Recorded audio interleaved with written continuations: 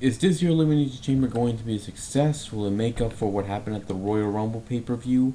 And which Elimination Chamber match was considered the best one of all times? For those who don't know, the Royal Rumble match, pretty much the whole pay-per-view was kind of a letdown, except for Bray Wyatt and Daniel Bryan's match, which was probably the best one of the night. The rest of the matches afterwards were kind of a disappointment, especially the Royal Rumble match. We all thought that Bryan was going to be in it. We thought CM Punk was going to win it. We thought Bryan was going to win it.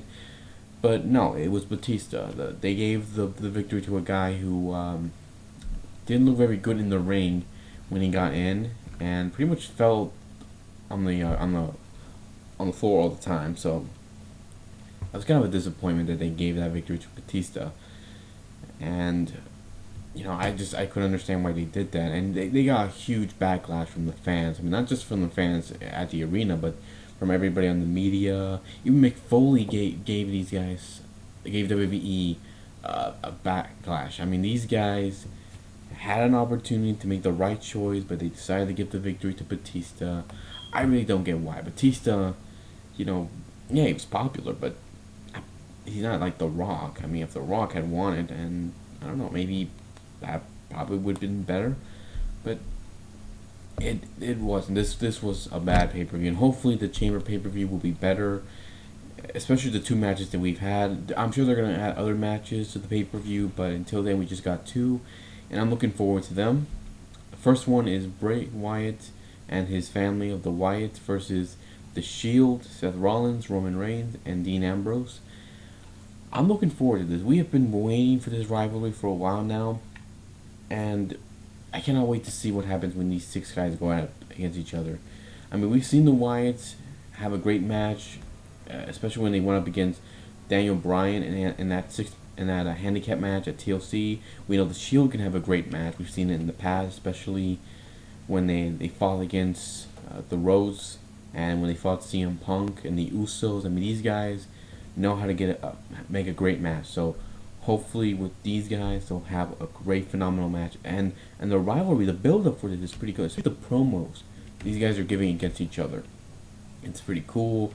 It's fun to watch, and it hooks you in. It hooks you in, and I'm looking forward to seeing how these guys go at it against each other. This will probably be the best match of the night. This is my opinion. It's going to be the best match of the night. The second one is the Elimination Chamber match for the WWE World Heavyweight Championship. It's the WWE and World title united. It's now a unified title, which kind of sucks. But, I cannot wait for this, especially for Daniel Bryan, because I know he's going to get a huge pop. He's going to get a huge yes chance going on when he gets in that chamber. And when he comes out, hopefully he comes out of the pod and he goes on to win the world title. Him, Antonio Cesaro, Christian, Sheamus, John Cena, and the world champion Randy Orton are going to be going up against each other. Now, Bryan has won a chamber match before. He has won his first one when he was world heavyweight champion. He didn't win the one last year, but he still did pretty good. Randy Orton, we know he's been in it, but he's never won a chamber match. Same for Sheamus. Same for Antonio Cesaro and Christian. This is their first time in the chamber, and I'm sure Antonio Cesaro is going to do pretty well, especially if he does a big swing against everybody. John Cena has won the chamber match before. He's won it more time than any of these guys, but I can't see him winning it. If he wins, the fans are probably going to riot. Daniel Bryan obviously is going to be the fan favorite. He's going to win the match, and he's going to go on to WrestleMania. That's the only thing they can do. That's the only thing they can do to make up for the Rumble, and hopefully it does happen. Now, as far as the other matches that they're going to add, I'm not sure if they're going to add a lot of them. I mean, there's talk about how they might add Batista versus Alberto Del Rio. I don't want to see that happen. I want to see Batista versus Brock Lesnar, where Lesnar beats him and goes on to WrestleMania for the title. Because Daniel Bryan versus Brock Lesnar, that would be cool. Batista versus Daniel Bryan, I don't know. As long as it's not Batista versus Orton, I'm fine. But like I said, just make sure it's not Orton, because nobody gives a damn about him as world champion. I don't think anybody cares if he's world champion. I mean, I mean, Magnus is probably better as a world champion than Orton. Well, not exactly. I shouldn't really use him as an example. I mean, he hasn't really done anything to impress us as world champion, so my bad. Anyways, this is probably going to be a good chamber match, but as long as they have Bryan win it, then that's probably going to save this pay-per-view.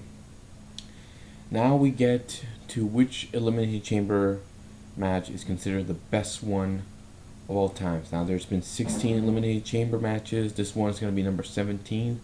12 titles have been defended at the pay-per-view. Have been defended in the chamber. And only 5 times has the title been retained. 7 times it's changed hands. The first one was in 2002, and years later we've had multiple chamber matches, even got its own pay-per-view. But hopefully now with the title now unified, that they'll probably just make this back to No Way Out. Anyway, as far as I'm concerned, the best Elimination Chamber match of all time was the very first one in 2002 at Survivor Series between Triple H, the World Heavyweight Champion at that time, Booker T, Chris Jericho, Kane, Shawn Michaels, and RVD.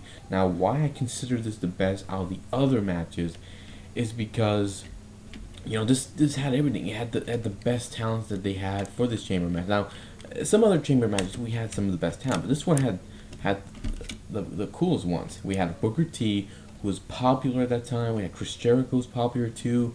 We had Kane, who was the cool Big Red Machine masked Kane, not the Kane that we saw in 2012, which was kind of, I really don't know what it was. Then we had Shawn Michaels, who was making his comeback after being gone for 4 years. He came back and got one last shot at the world title, at least one last shot as World Heavyweight Champion. But I'll get to that later. And we had RVD, who, like Booker T and the other guys, he was popular, probably the most popular of all these guys. So I was very excited. This was a great pay-per-view Survivor Series, and this match to be the last one, awesome. Now, this match had everything. We had RVD and Triple H start off the match. Triple H got busted open in a few minutes of this match, and we saw him get beaten down, get his ass kicked, getting thrown out of the ring and onto the steel floor, thrown into the chains. RVD doing what he does best and give the crowd an awesome performance. Even though he was eliminated first, it was still a great performance. Now, during the match, RVD attempted to hit a 5-star frog splash from the top of one of the pods. He hit the move, but his knee landed on top of Triple H's throat, at least across from it, and he suffered damage. He suffered damage to his throat, and he was rushed to the hospital after the match was over, but he was not eliminated.